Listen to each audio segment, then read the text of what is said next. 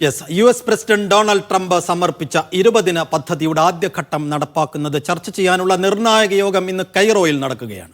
പ്രാരംഭ ചർച്ചകളിൽ പുരോഗതി എന്നാണ് അമേരിക്കൻ പ്രസിഡന്റ് ഡൊണാൾഡ് ട്രംപ് അറിയിക്കുന്നത്. ചർച്ചകൾക്കിടയിലും ഗസയിൽ കൂട്ടക്കുരുതി തുടരുകയാണ്. ഗസയിൽ ഇന്നലെ മാത്രം കൊല്ലപ്പെട്ടത് 24 പേരാണ്. ഫലസ്തീൻ ഐക്യദാർഢ്യവുമായി യൂറോപ്പിലടക്കം വലിയ റാലികൾ ഇപ്പോഴും നടന്നുകൊണ്ടേയിരിക്കുന്നു. അതെ, ഇസ്രായേൽ ജയിലിൽ 42 ഫ്ലോട്ടിലെ ആക്ടിവിസ്റ്റുകൾ നിരാഹാര സമരവും തുടങ്ങിയിട്ടുണ്ട് എന്നുള്ള വിവരങ്ങൾ കൂടി നമുക്ക് ലഭിക്കുന്നുണ്ട്.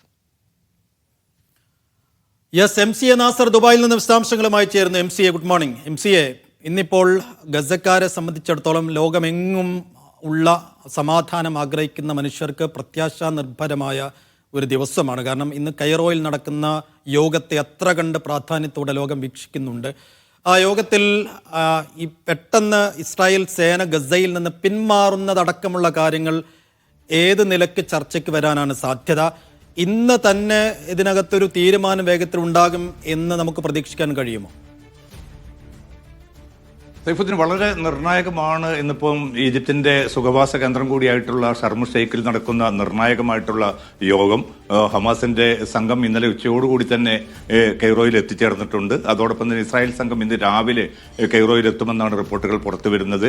റോൺ ഡെർമറിന്റെ നേതൃത്വത്തിലാണ് ഇപ്പോൾ ഇസ്രായേൽ സംഘം അവിടെ എത്തുക. മൊസാദിന്റെയും അതോടൊപ്പം തന്നെ ഷിൻബത്തിന്റെയും ഒക്കെ പ്രതിനിധികൾ ഈ സംഘത്തിൽ ഉണ്ടാവും. ഇതിൽ ശ്രദ്ധിക്കേണ്ട ഒരു വസ്തുത, ഖലീലുൽ ഹയ്യയാണ് ഹമാസിനെ ഈ ചർച്ചയ്ക്ക് നേതൃത്വം വഹിക്കുന്നത്. അദ്ദേഹം ദോഹയിൽ നിന്നാണ് ഇപ്പോൾ കൈറോയിൽ എത്തിയിരിക്കുന്നത്. അദ്ദേഹത്തെ വധിക്കാനായിരുന്നു ഈ ദോഹയ്ക്ക് നേരെ ആക്രമണം ഇസ്രായേൽ നടത്തിയത്. അതിൽ ഇസ്രായേൽ നേതൃത്വം പരാജയപ്പെടുകയും ഖലീലുൽ ഹയ്യയുടെ മകൻ ഉൾപ്പെടെ 6 പേരാണ് അവിടെ കൊല്ലപ്പെട്ടത്. ഇത് വളരെ നിർണായകമാണ്. കാരണം ഒരാളെ തങ്ങൾ വധിക്കാൻ ശ്രമിച്ചു, അത് പരാജയപ്പെട്ടു. എന്നിട്ട് അദ്ദേഹവുമായിട്ടാണ് ഇപ്പോൾ ഈ ചർച്ചയ്ക്ക് വേണ്ടിയിട്ട് കൈറോയിലേക്ക് ഈ ഇസ്രായേൽ സംഘം എത്തുന്നത് എന്ന ഒരു വിധിവൈപരീത്യം കൂടി അതിലുണ്ട്.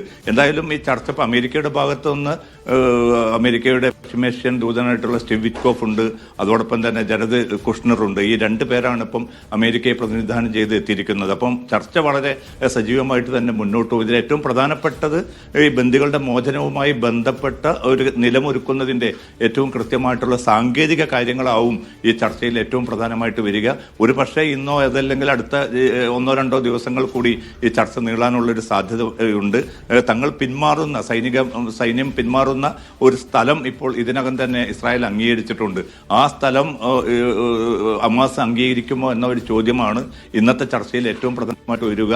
ഏതെങ്കിലും അർത്ഥത്തിൽ കുറെ കൂടി പിറകോട്ട് ഇസ്രായേൽ സൈന്യം പിന്മാറണമെന്നൊരു നിർദ്ദേശം ഹമാസ് മുന്നോട്ട് വെക്കുകയാണെങ്കിൽ ഇസ്രായേൽ അത് സ്വീകരിക്കുമോ, അമേരിക്ക അത് സ്വീകരിക്കുമോ എന്ന ചോദ്യം നിലനിൽക്കുന്നുണ്ട്. എന്തായാലും ആക്രമണം തങ്ങൾ അവസാനിപ്പിച്ചിട്ടില്ല. ഏത് ഘട്ടത്തിൽ വേണമെങ്കിലും ഇനിയും ആക്രമണം കൂടുതൽ ശക്തമായി തന്നെ മുന്നോട്ട് കൊണ്ടുപോകുമെന്നാണ് ഇസ്രായേൽ നേതൃത്വം ഇന്നലെ അറിയിച്ചിരിക്കുന്നത്. അതുകൊണ്ട് തന്നെ ഈ ചർച്ചയിൽ ചർച്ച അട്ടിമറിക്കാനുള്ള വളരെ ആസൂത്രിതമായിട്ടുള്ള നീക്കങ്ങൾ ഇസ്രായേൽ നേതൃത്വം, സൈനിക നേതൃത്വവും രാഷ്ട്രീയ നേതൃത്വവും തുടരുന്നുണ്ട്. അതുകൊണ്ട് തന്നെ എത്ര കണ്ട് ഇതിൽ ഒരു പ്രതീക്ഷ പുലർത്താൻ സാധിക്കുമെന്ന് ഈ ഘട്ടത്തിൽ പറയുക എളുപ്പമല്ല. പക്ഷേ ബന്ദികളുടെ കൈമാറ്റം അംഗീകരിച്ച് മുന്നോട്ട് പോവുകയാണെങ്കിൽ ജീവനോടെയുള്ള 20 ബന്ദികളും 28 ബന്ദികളുടെ മൃതദേഹങ്ങളുമായിരിക്കും കൈമാറുക.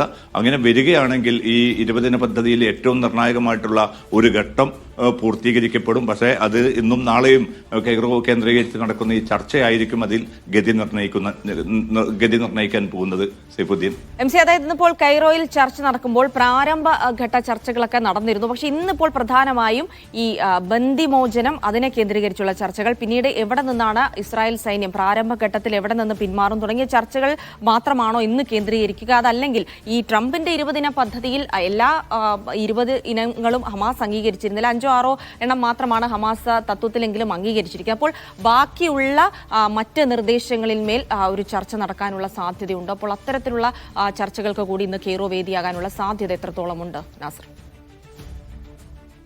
ഇന്നിപ്പോൾ പ്രധാനമായിട്ടും ഈ സാങ്കേതിക കാര്യങ്ങൾ മാത്രമായിരിക്കും ചർച്ചയിൽ വരിക എന്നാണ് ഇപ്പോൾ റിപ്പോർട്ടുകൾ വ്യക്തമാക്കുന്നത്. കാരണം ഒട്ടേറെ സങ്കീർണതകൾ നിറഞ്ഞ ഘട്ടങ്ങളാണ് പിന്നീട് വരാനുള്ളത്. അതായത് ഹമാസിന്റെ നിരായുധീകരണം ഒരു ഭാഗത്ത്, അതോടൊപ്പം തന്നെ യുദ്ധാനന്തര ഗസയുടെ ഭാവി സംബന്ധിച്ച ഏത് തീരുമാനം കൈക്കൊള്ളണം, അതിൽ ഫലസ്തീൻ പ്രാതിനിധ്യമല്ലാതെ പുറമെ നിന്നുള്ള ടോണി ബ്ലെയർ ഉൾപ്പെടെയുള്ളവരുടെ സാന്നിധ്യത്വം ഹമാസ് അംഗീകരിക്കുമോ എന്നതുൾപ്പെടെയുള്ള നിരവധി ചോദ്യങ്ങൾ നിലനിൽക്കുന്നുണ്ട്. അതോടൊപ്പം എത്രയും ഇതിലെ ഈ 20-ദിന പദ്ധതിയുടെ ഏറ്റവും പ്രധാനപ്പെട്ട ഘടകം എന്നത് ആക്രമണം നിർത്തുക, സൈനിക പിന്മാറ്റം നടക്കുക, ബന്ദികളെ കൈമാറുക. ഇത് രണ്ട് വിഭാഗത്തെ സംബന്ധിച്ചിടത്തോളം ഇത് നിർണായകമാണ്. നമുക്കറിയാൻ സാധിക്കുമ്പോൾ നാളെ ഇപ്പം 2 വർഷം പൂർത്തീകരിക്കപ്പെടുകയാണ് ഈ ഒരു അരുംകൊല, അതല്ലെങ്കിൽ പിന്നെ ലൈവ് വംശഹത്യ. അപ്പോൾ അത്തരം ഒരു ഘട്ടത്തിൽ ഇപ്പം കൊല്ലപ്പെട്ടവരുടെ എണ്ണം ഇപ്പം ഇന്നലെ രാത്രിയോടുകൂടി അത് 67,133 നമ്മൾ ആലോചിക്കണം, നമ്മുടെ കൺമുമ്പിലാണ് ഇത്രയും മനുഷ്യർ പിടഞ്ഞു വീണ് മരിച്ചിരിക്കുന്നത്. അതിൽ തന്നെ 18,000-ത്തിലധികം കുട്ടികളാണ്. അപ്പോൾ അത്രയും ക്രൂരമായിട്ടുള്ള ഒരു വംശഹത്യ ലോകത്തെ എത്രമേൽ നടുക്കുന്നതെന്ന് നമുക്കറിയാൻ സാധിക്കും. അതുകൊണ്ട് തന്നെ ഈ 20 പദ്ധതി തത്വത്തിൽ ഹമാസ് അത് ഭാഗികമായിട്ടെങ്കിലും അംഗീകരിച്ചിട്ടുണ്ടെങ്കിലും പ്രായോഗികമായിട്ട് ഇതിൽ അനുകൂലമായിട്ടുള്ളൊരു സാഹചര്യം നിലം ഒരുക്കേണ്ടതിൻ്റെ ബാധ്യത പ്രധാനമായിട്ടും ഇസ്രായേലിനാണ്, അമേരിക്കക്കാണ്, അറബ് മുസ്ലിം രാജ്യങ്ങൾക്കാണ്. അവർ 3 പേരിലേക്കുമാണ് ഹമാസ് ഇപ്പോൾ അതിൻ്റെ ചുമതല മാറ്റിയിരിക്കുന്നത്. അതുകൊണ്ട് തന്നെ അവർ കൈക്കൊള്ളുന്ന നിലപാട് എന്നത് വളരെ നിർണായകമായിരിക്കും. പക്ഷേ ഒരു പൊതു മനസ്സാക്ഷി എന്നത് ലോകത്തുടനീളം ഈ കൊടിയ യുദ്ധങ്ങളും കൊടിയ വേദനകളും ഒക്കെ അനുഭവിക്കുന്ന ഘട്ടത്തിൽ പോലും പലസ്തീനുകൾക്ക് വേണ്ടി ഏറ്റവും ശക്തമായിട്ട് ലോകം രംഗത്തിറങ്ങുന്നു എന്നതിൻ്റെ ഏറ്റവും കൃത്യമായിട്ടുള്ള നിദർശനമാണ് നമ്മൾ ഈ പിന്നിട്ട ദിവസങ്ങളിലൊക്കെ കണ്ടുകൊണ്ടിരിക്കുന്നത്.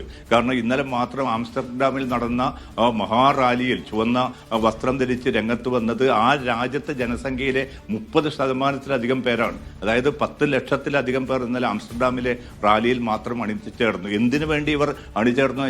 ഇനിയും ഈ ക്രൂരത മുന്നോട്ട് പോകരുത്, ഇത് അവസാനിപ്പിക്കേണ്ട സമയമായിരിക്കുന്നു.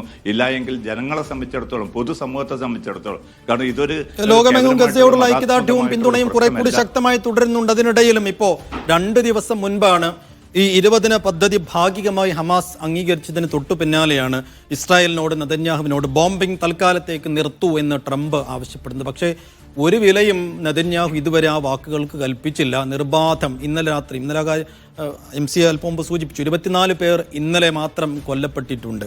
അപ്പോൾ നെതന്യാഹു ഈ കരാറുമായി പൂർണ്ണമായ അർത്ഥത്തിൽ സഹകരിക്കുമെന്ന ബോധ്യം, എന്ന വിശ്വാസം, എന്ന പ്രതീക്ഷ ഈ ഘട്ടത്തിലുമുണ്ടോ എന്നതൊരു കാര്യം. രണ്ടാമത്, ഇസ്രായേലിലെ ജയിലുകളിൽ പലസ്തീനുകൾ നിരാഹാര സമരം ആരംഭിച്ചിരിക്കുന്ന വിവരം കൂടിയുണ്ട്. അതിൻ്റെ അപ്ഡേറ്റ് കൂടി. ഇതിൽ ഏറ്റവും പ്രധാനമെന്നത് നെതന്യാഹു നേരത്തെ ഒക്കെ തന്നെ നമുക്കറിയാൻ സാധിക്കും, ഈ വർഷം ജനുവരിയിൽ തന്നെ വളരെ അനുകൂലമായിട്ടുള്ളൊരു സാഹചര്യം ഒരുങ്ങിയിരുന്നു. ബന്ദികളെ ഒരുമിച്ച് കൈമാറാൻ ഹമാസ് അമേരിക്കൻ നിർദ്ദേശം അംഗീകരിച്ചുകൊണ്ട് അവർ തയ്യാറായിരുന്നു. അങ്ങനെ അനുകൂലമായിട്ടുള്ളൊരു സാഹചര്യം വരും, സമാധാനം പുലരുമെന്നൊരു പ്രതീക്ഷ എല്ലാ അർത്ഥത്തിലും പൂർത്തീകരിക്കുക ഘട്ടത്തിലാണ് ആക്രമണം കൂടുതൽ കടുപ്പിച്ചുകൊണ്ട് അത്തരമൊരു സാഹചര്യത്തെ അട്ടിമറിക്കാൻ നെതന്യാഹു ശ്രമിച്ചത്. സ്വന്തം ജനത, ഇസ്രായേലിലെ വലിയൊരു വിഭാഗം ജനതയും ഈ ബന്ദികളെ തങ്ങൾക്ക് സുരക്ഷിതമായിട്ട് ലഭിക്കണമെങ്കിൽ ഈ ആക്രമണം അവസാനിപ്പിക്കണം, അതിനനുകൂലമായിട്ടുള്ള ഒരു തീരുമാനം ഇസ്രായേൽ നേതൃത്വം കൈക്കൊള്ളണമെന്ന് ആവശ്യപ്പെട്ട് ഇപ്പോൾ പോലും ആ ജനത തെരുവിലാണ്, പ്രതിപക്ഷം ഒന്നടങ്കം തെരുവിലാണ്. അതോടൊപ്പം തന്നെ ബന്ദികളുടെ ബന്ധുക്കളും സാമൂഹ്യ പ്രവർത്തകരും ഒക്കെ രംഗത്തുണ്ട്. അവർക്കൊക്കെ ആവശ്യം തങ്ങളുടെ ഉറ്റവർ അവരെ തിരിച്ചെത്തിക്കാനുള്ള ഒരു അനുകൂല സാഹചര്യം ഹമാസുമായിട്ടുള്ള ഒരു ചർച്ചയിലൂടെ അല്ലാതെ നടക്കില്ല എന്ന കാര്യം ഉറപ്പിച്ചതാണ്. അതല്ല, തങ്ങൾ ഈ സൈനിക നടപടിയിലൂടെ തന്നെ ഈ ബന്ദികളെ തിരിച്ചു കൊണ്ടുവരും എന്ന ഒരു ഉറപ്പ് നൽകിക്കൊണ്ടാണ് ഈ ആക്രമണം ഇത്രയും വ്യാപ്തിയിലേക്ക് കൊണ്ടുപോയതും ഇത്രയും നിരപരാധികളുടെ ചോരയിലൂടെ ആ ആക്രമണം ഇപ്പോൾ മുന്നോട്ട് പോകുന്നു. ഇപ്പോൾ ഒടുവിൽ എന്താ സംഭവിച്ചത്? ഈ 2 വർഷമായിട്ടും ഇതിൽ ഒരു ബന്ദിയെ പോലും കണ്ടെത്താൻ, അവരെ എവിടെ പാർപ്പിച്ചു എന്ന് ബോധ്യമാകാത്ത ഒരു ഭരണകൂടം, ഒരു സൈനിക നേതൃത്വം തന്നെയാണ് ഇസ്രായേലിനുള്ളത്. അതുകൊണ്ട് എത്ര കണ്ട് ഇത് ഈ ഒരു പ്രതീക്ഷ ഉണ്ട്, ഈ ചർച്ചകളൊക്കെ തുടരുന്നുണ്ട് എങ്കിൽ പോലും അനുകൂലമായിട്ടുള്ള ഒരു സാഹചര്യം രൂപപ്പെട്ടിട്ടുണ്ട് എന്നതൊക്കെ ശരിയാണെങ്കിൽ പോലും ഇസ്രായേലിന്റെ ഭാഗത്തുനിന്നുള്ള നീക്കം പ്രധാനമാണ്. പിന്നിട്ട 2 ദിവസങ്ങളായിട്ട് ഇപ്പം ട്രംപ് നമുക്കറിയാൻ സാധിക്കും അഭിനന്ദിക്കുകയാണ് സൈന്യത്തെയും ഇസ്രായേൽ നേതൃത്വത്തെയും.